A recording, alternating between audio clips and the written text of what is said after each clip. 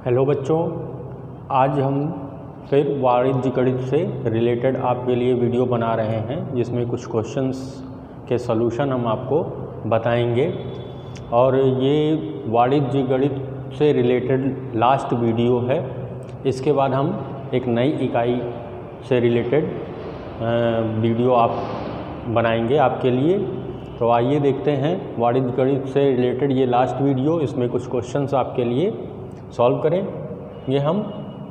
तो पहला क्वेश्चन आपका है कि राकेश की 2 वर्ष पुरानी साइकिल को जो उसने 1600 रुपये में खरीदी थी, मोहन ने रुपये 1296 में खरीद ली। साइकिल के मूल्य का किस दर से अवमूल्यन हुआ। तो यहाँ पे देखिए अवमूल्यन शब्द आ गया है। इसका मतलब जो आपका रेट होगा वो माइनस में होगा। इस क्या मतलब हुआ कि ब्रैकेट में 1 माइनस आर बटे 100 होगा आपके फार्मूले में। क्योंकि इसको 2 वर्ष पहले राकेश ने 1600 रुपये में खरीदी और फिर राकेश से मोहन ने 1296 में खरीद ली। तो यहाँ पे साइकिल के रेट जो है वो घट गया, उसकी वैल्यू जो है वो घट चुकी है। तो यहाँ पे अवमूल्यन हुआ। और आपसे क्वेश्चन में कह भी रहा है कि साइकिल के मूल्य का किस दर से अवमूल्यन हुआ। तो आपको इसका मतलब है कि माइनस का फार्मूला लगाना है। तो आइए क्वेश्चन नंबर 1 हल करते हैं हम। इसमें आपको जो दिया गया उसे नोट करेंगे। सबसे पहले कह रहा 2 वर्ष, तो यहाँ पे आपको समय दिया गया है जिसे हम n कहेंगे। इसमें लिखेंगे 2 वर्ष। उसके बाद 1600 रुपये में 2 वर्ष पहले खरीदी थी, इसका मतलब ये हो गया मूलधन P, और इसे हम लिखेंगे 1600 रुपये। उसके बाद फिर आपको आपका आ रहा मिश्रधन। जो मिश्रधन है A, वो वैल्यू आपकी घट गई है, वो घट के हो गई है 1296। ठीक है। और किस दर से अवमूल्यन हो रहा है, इसका मतलब आपको यहाँ पे दर आपको ज्ञात करना है R। ये R आपको ज्ञात करना। और ये कौन सा दर है, अवमूल्यन दर है, अवमूल्यन दर है। अब यहाँ पे जब हम फार्मूला लगाएंगे तो आप जानते हो A बराबर P और फिर 1 माइनस, क्योंकि अवमूल्यन है इसलिए माइनस R बटे 100 और पावर n हो गया। अब यहाँ पे वैल्यू रखेंगे, सॉल्व करेंगे। A की वैल्यू 1296, P 1600, 1 माइनस R जो हमको ज्ञात करना है बटे 100 और n जो है वो 2 हो गया। अब इस 1600 को हम 1296 के अपॉन में कर देंगे। तो ये 1296 बटे 1600 और बराबर ये हो गया 1 माइनस R बटे 100 पावर 2। अब यहाँ पे ये ब्रैकेट सॉल्व नहीं हो पाएगा क्योंकि R इसमें दिया नहीं गया है। तो R जब नहीं दिया गया है तो हम यहाँ पे आप देख लीजिए पावर 2 है, तो इसको भी हम पावर 2 में चेंज करेंगे।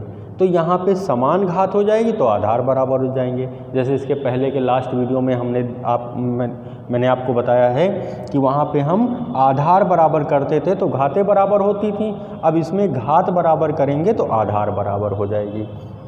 तो इसमें हमको इसके गुणनखंड करने हैं और गुणनखंड करने के बाद हम इसको घात 2 में बनाएंगे। तो सबसे पहले हम 1296 का गुणनखंड कर लेते हैं 2 से।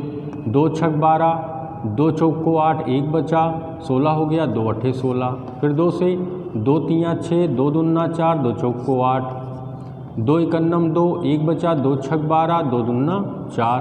फिर 2 से करिए, 2 अट्ठे 16, 2 इकन्नम 2। फिर ये 3 से कटेगा, 3 दूना 6, 2 बचेगा, 3 सते 21। फिर 3 से 3 नवा 27। फिर 3 से ये कटेगा, 3 त्रिका 9 और फिर 3 इकन्नम 3। तो आप यहाँ पे देखिए ये आपके नंबर यहाँ पे पेयर में बन रहे हैं। अब पेयर में जब बन रहे हैं तो आप इसको बनाएंगे कैसे, क्योंकि आपको घात 2 करनी है, इसलिए इसको आप केवल समझिए अभी 2 गुणे 2 गुणे 2 गुणे 2, 4 बार 2 आया है और 4 बार ही 3 आया है। 3 गुणे 3 गुणे 3 गुणे 3, तो यहाँ पे देखिए दो, ये 2 की घात 2 और 2 की घात 2 बना, 2 की घात 2, 2 की घात 2, फिर ये बना 3 की घात 2 और फिर ये 3 की घात 2। यहाँ पे देखिए 2 2 पावर हो जाएंगे। तो यहाँ पे घातें सबकी बराबर हैं 2 2, तो हम ब्रैकेट लगा के होल पावर 2 कर लेते हैं और इनको अंदर लिख लेते हैं। तो 2 गुणे 2 गुणे 3 गुणे 3, तो देखिए घात 2 हो गई इसके जैसी, और यहाँ पे इसको गुणा कर लीजिए। तो 3 त्रिका 9, दूना 18, 18 दूना 36, तो 36 की पावर 2 ये बन गई आपकी। जब ये 36 की पावर 2 हो गई तो यहाँ भी पावर 2। अब ये 1600 बचा, तो 1600 में आप इसको 1600 मत कहिए, इसको कह दीजिए 16 गुणे 100। 16 आप जानते हैं 4 का वर्ग है और 100 जो है वो 10 का वर्ग है, तो यहाँ पे ये बन जाएगा 4 दहम 40 का वर्ग। बस इस तरह इसको लिख के सॉल्व कर लीजिए, आंसर हो गया। तो जब हम इसको बनाएंगे तो ये है 36 का वर्ग और ये है 40 का वर्ग, तो दोनों की पावर होल वर्ग कर दें और ये हो गया 1 माइनस r/100 पावर 2। तो अब देखें यहाँ पे घातें बराबर हो गई तो आधार भी बराबर हो जाएंगे, तो यहाँ पे लिखेंगे क्योंकि समान घातों में आधारों की तुलना, और जब आधारों की हम तुलना करेंगे तो यहाँ पे 36/40 बराबर ये आपका आ जाएगा 1 माइनस r/100। पावर आपके गायब हो गए, केवल आपका ये आधार आया और ये आधार आया, पावर ख़त्म हो गए। अब ये आप देखेंगे कि r आपका है यहाँ पे माइनस में है, तो आप चाहें तो r को इधर भेज दीजिए, प्लस हो जाएगा, और इसको इधर लेके जाइए, माइनस हो जाएगा। तो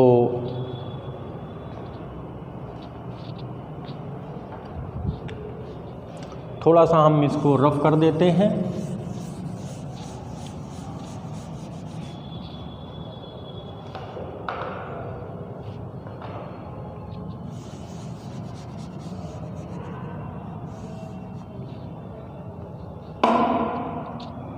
तो r आपका निगेटिव है, इसको आप बाएं पक्ष में लेके आइए। बाएं पक्ष में जब लेके आएंगे तो ये हो जाएगा r/100 और बराबर आपका एक पहले से वहाँ लिखा था। अब ये 36/40 जो बाएं साइड में, इसको दाएं साइड में लेके जाएंगे तो ये माइनस हो जाएगा 36/40।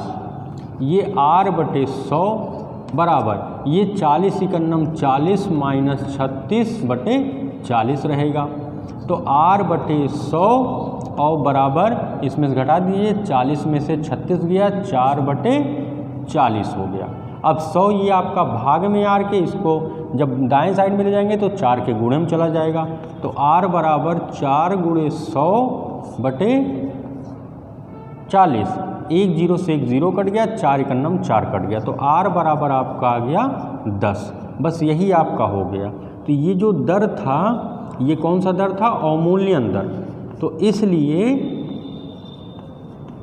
अवमूल्यन दर जो है वो आपका r बराबर आ गया 10% वार्षिक, 10%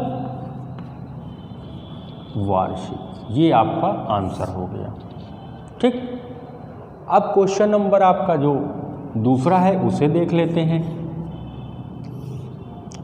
दूसरे क्वेश्चन में देखिए आपका कह रहा है रुपया 1000 का 10% वार्षिक ब्याज की दर से 2 वर्षों का चक्रवृद्धि और सरल ब्याजों का अंतर ज्ञात कीजिए। जो सरल ब्याज का मतलब है साधारण ब्याज जो आप लगाते थे, तो इसमें भी हम पहले इसको नोट कर लेते हैं क्या दिया गया है। तो सबसे पहले इसमें जो दिया गया है ये क्वेश्चन नंबर 2 का हल है और ये था क्वेश्चन नंबर 1 का हल। तो इसमें आपको दिया गया है P बराबर, तो यहाँ पे लिख लेंगे 1000 और दर दिया गया है R, ये हम लिख लेंगे 10%, ये आपका वार्षिक है।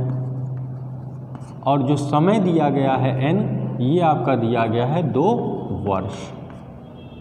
तो सबसे पहले हमको चक्रवृद्धि ब्याज ज्ञात करना, और चक्रवृद्धि ब्याज के लिए हम A ज्ञात करते हैं। A बराबर P 1 + R/100 पावर N।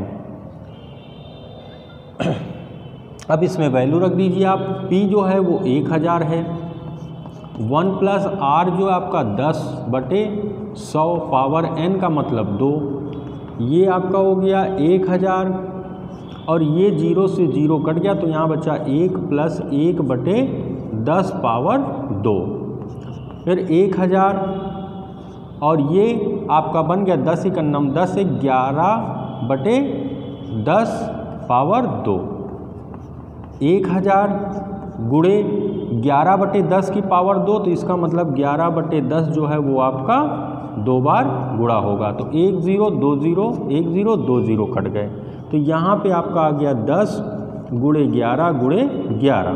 तो 11 अगर हम 121 में 10 का गुणा करेंगे तो 121 और ये 0 लगा देंगे, ये आपका आ गया ए।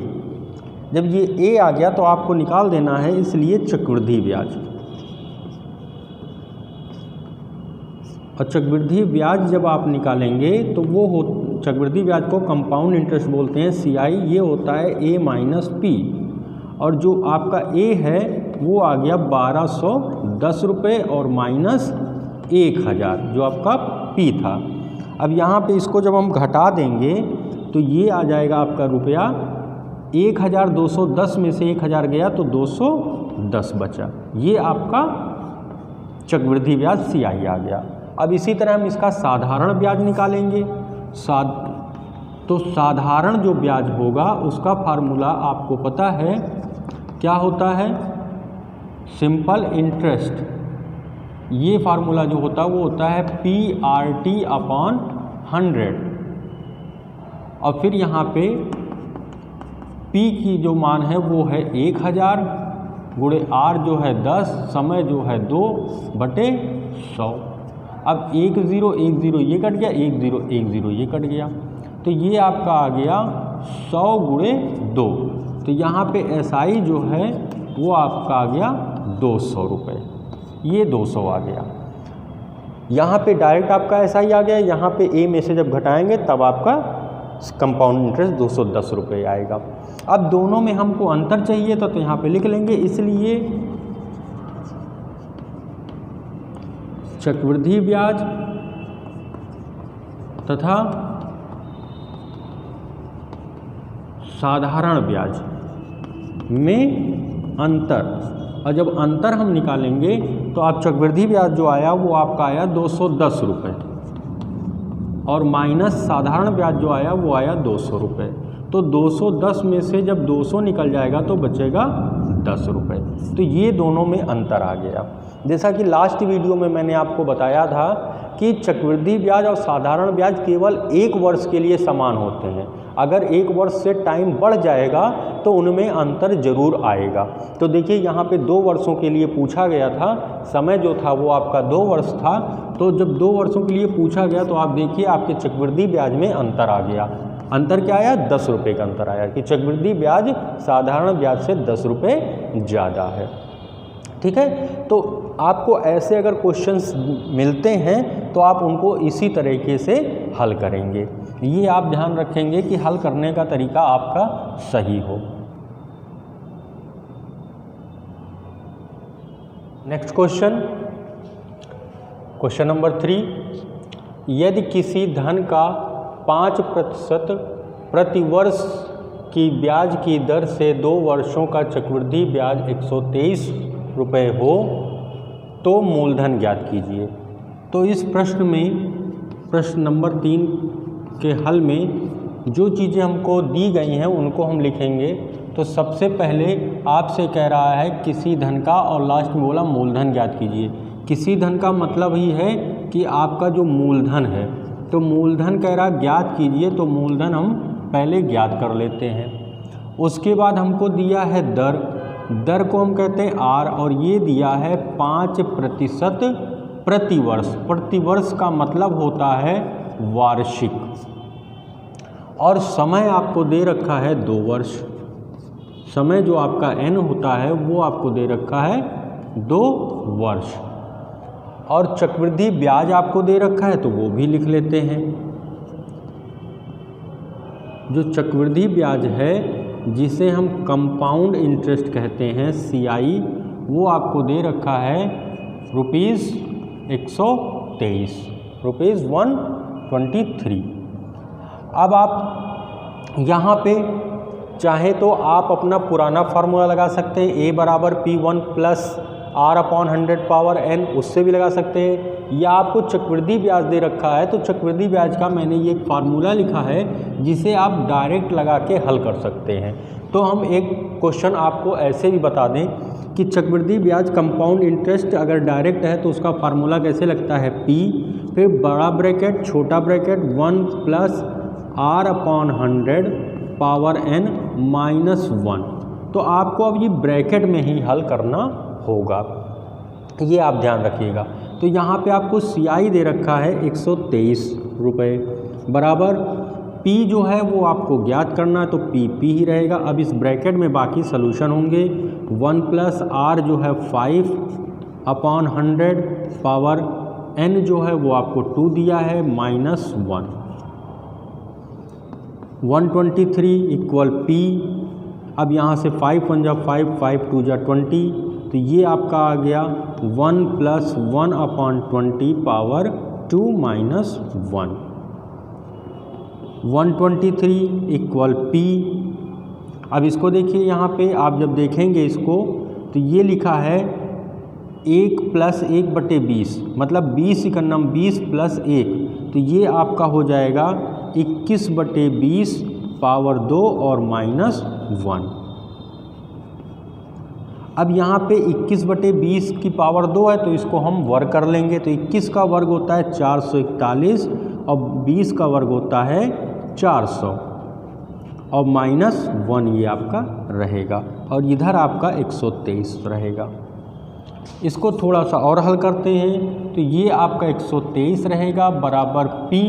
अब यहाँ पे देखिए ये आपका 400 से 1 का गुणा होगा तो 400 इकन्नम 400 आ जाएगा, तो ऊपर आपका क्या बनेगा 441 माइनस 400/400 441 माइनस 400/400 ये आपका इसका एलसीएम होगा जब हम लेंगे 400 इकन्नम 400, उसके पहले जो लिखा उसके पहले लिखा रहने देंगे।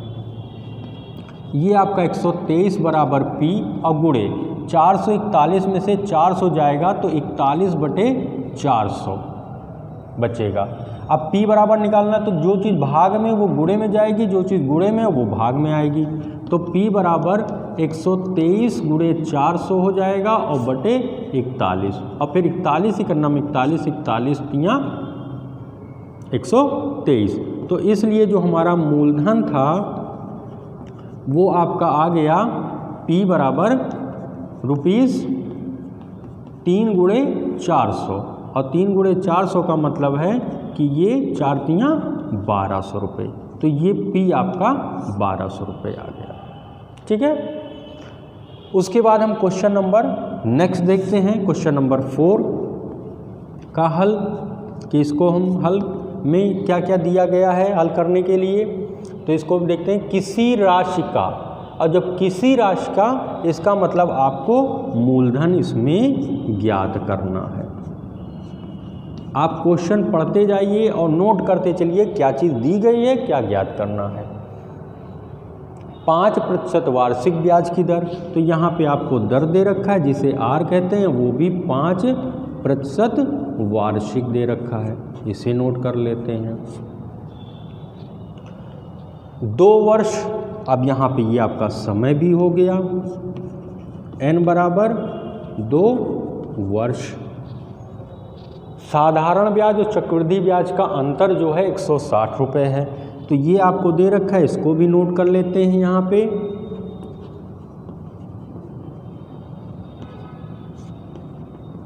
चक्रवृद्धि ब्याज माइनस साधारण ब्याज बराबर ₹160। इन दोनों का जो अंतर है वो 160 दे रखा है। अब हमको क्या ज्ञात करना था, राशि ज्ञात कीजिए, मतलब वही किसी राशि मतलब मूलधन आपको ज्ञात करना है। तो इस क्वेश्चन में भी आप चक्रवृद्धि ब्याज और साधारण ब्याज का फार्मूला एक साथ लगा के इसी समीकरण से ही आप हल कर सकते हैं। नहीं तो आप पहले चक्रवृद्धि ब्याज निकालिए, फिर साधारण ब्याज निकालिए, फिर दोनों के माइनस में करेंगे तो आपका आंसर आएगा। ऐसा क्वेश्चन मैं आपको बता चुका हूँ। फिलहाल मैं आज इसी पे आपको बता रहा हूँ कैसे इसको सॉल्व करेंगे। तो चक्रवृद्धि ब्याज जो CI होता है उसका फार्मूला जो मैंने आपको बताया, ये P1 + R/100 ब्रैकेट की पावर n -1, ये आपका होता है चक्रवृद्धि ब्याज का। और फिर साधारण ब्याज का जो होता है, माइनस लगा है यहाँ पे, तो पहले ये देखिए माइनस लगा है, तो साधारण ब्याज का जो फार्मूला होता है वो होता है PRT/100, और ये आपको अंतर जो दे रखा वो 160 दे रखा बराबर करके। अब इसमें हम वैल्यू पुटअप करेंगे, आंसर निकाल लेंगे। तो हमको P निकालना है, तो उसके लिए हम P यहाँ से कॉमन ले लेते हैं, या सॉल्व करिए बाद में ले लेंगे। तो P1 + R का जो मान है वो 5 है, 5 लिख देंगे बटे 100, और पावर n का जो मान है वो 2 वर्ष है, 2 लिख दिया, और -1 बड़ा ब्रैकेट आपका क्लोज हो गया, ये जो आपको दिया गया था। माइनस P आपका वही रहेगा, R 5 है और T जो है वो 2 है बटे 100 और बराबर 160।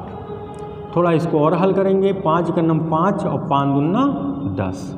यहाँ भी तो पहले P और फिर बड़ा ब्रैकेट, ये वो आपका हो गया 20, 1 + 1 बटे 20, तो 20 का नम 20 1 21 बटे 20 पावर 2 और -1।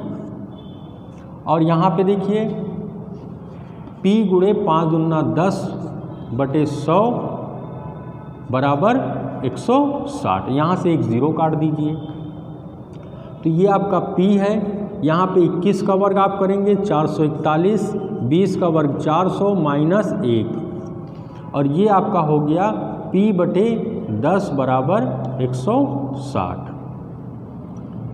और इसको थोड़ा सा हल करते हैं P, और ये 441 माइनस 451 400 बटे 400 माइनस P/10 बराबर 160। यहाँ पे 441 में से 400 जब जाएगा तो 41 बचेगा, और साथ में P है बटे 400 माइनस P/10 बराबर 160। अब यहाँ पे जब हम एलसीएम लेंगे तो एलसीएम में आएगा 400, तो 400 आया तो ये 41 P पहले से रहेगा, और माइनस यहाँ पे 10 से जब हम इसको भाग करेंगे तो आएगा 40, और 40 का P से गुणा करेंगे तो 40 P बराबर 160। 41 P में से 40 गया तो बचा केवल P, मतलब P/400 बराबर 160। अब 400 इधर भाग में उधर चला जाएगा, गुणे में हो जाएगा, तो इस तरह आपका ये P जो है वो आ जाएगा 160 गुणे 400। अब यहाँ पे देखिए 3 0 1 2 3 0 हो गया, 16 चौको 64 हो गया, तो ये आपका मूलधन आ गया P 64,000 रुपये। तो ये आपके क्वेश्चन थे। ऐसे ही क्वेश्चन अगर आपके पास हों तो उन्हें आप सॉल्व करिए, आप अपनी बुक में देखिए, आपके पास आप उसको अगर ढूंढेंगे नेट पर भी तो आपको ऐसे क्वेश्चन आपकी एक्सरसाइज के मिल जाएंगे। उन क्वेश्चंस को आप देखिए और सॉल्व करिए, और कोई भी दिक्कत अगर आपको हो, कहीं भी कोई भी समस्या आ रही हो किसी भी क्वेश्चन को हल करने में, या आप उसे हल नहीं कर पा रहे हैं किसी भी तरीके से, कहीं आप फंस जा रहे हैं हल करने में, कोई भी चीज़ कट नहीं रही आपसे, तो आप मुझे तुरंत उसके लिए सूचित करिए, उस क्वेश्चन का सलूशन मैं आपको भेज दूंगा। तो आज वाणिज्य गणित से संबंधित जो भी वीडियो मैंने बनाए हैं उस वीडियो को आप ध्यान से देखिए और उससे संबंधित क्वेश्चन को सॉल्व करिए। ये आज का आखिरी वीडियो है। अब नेक्स्ट वीडियो में हम एक नई इकाई के साथ आपके साथ मुलाकात करेंगे। Okay, thank you.